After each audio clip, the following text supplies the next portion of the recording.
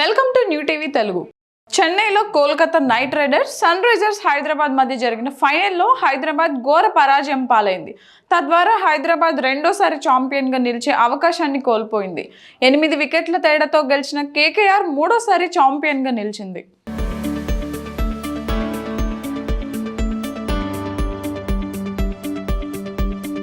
IPL 17వ season ఛాంపియన్గా Kolkata Knight Riders అవతరించింది.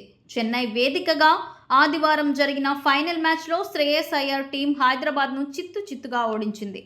114 పరుగుల లక్ష్యాన్ని కోల్కతా 2 వికెట్లు కోల్పోయి కేవలం 10.3 ఓవర్లలోనే ఛేదించింది. తద్వారా ముచ్చటగా మూడవసారి ఐపీఎల్ కప్ను ఎగరేసుకుపోయింది. లక్ష్య ఛేదనలో ఓపెనర్ సునీల్ నారాయణ్ తొందరగా అవుట్ అయినా వెంకటేష్ అయ్యర్ 26 బంతుల్లో 52 నాట్అవుట్, 4 ఫోర్లు, 3 సిక్సర్లు, అర్ధ శతకంతో విజృంభించాడు.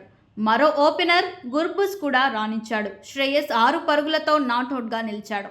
హైదరాబాద్ బౌలర్లలో షబాబ్, కమిన్స్ చెరో వికెట్ తీశారు. అంతకుముందు హైదరాబాద్ 18.3 ఓవర్లలో 113 పరుగులకు ఆలౌట్ అయింది.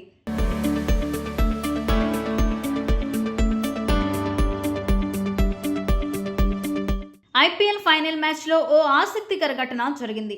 క్లీన్ బౌల్డ్ కాస్త ఎల్బీడబ్ల్యూగా మారిపోయింది. సునీల్ నారాయణ్ వేసిన ఇన్నింగ్స్ 18వ ఓవర్లలో ఈ అరుదైన ఘటన జరిగింది. సునీల్ నారాయణ్ వేసిన 18వ ఓవర్ ఆఖరి బంతికి ఈ అరుదైన ఘటన జరిగింది. నారాయణ్ వేసిన బాల్ను జయదేవ్ ఉన్మదిక్ డిఫెన్స్ ఆడే ప్రయత్నం చేశాడు. అయితే అది కాస్త వికెట్లను తాకింది. అయితే ఉన్నదత్ అదృష్టం బాగుండి బంతి వికెట్లను తాకినా బెయిల్స్ కింద పడలేదు. బంతి వికెట్ను తాకడంతో వికెట్ లైట్లు వెలిగాయి. అయితే బెయిల్స్ కిందకు పడకపోవడంతో నాట్అవుట్ అయింది. బంతి ప్యాడ్లను తాకడంతో కోల్కతా ఫీల్డర్లు ఎల్బీడబ్ల్యూ కోసం అపీల్ చేశారు. అయితే ఆన్ ఫీల్డ్ అంపైర్ నాట్అవుట్గా ప్రకటించారు.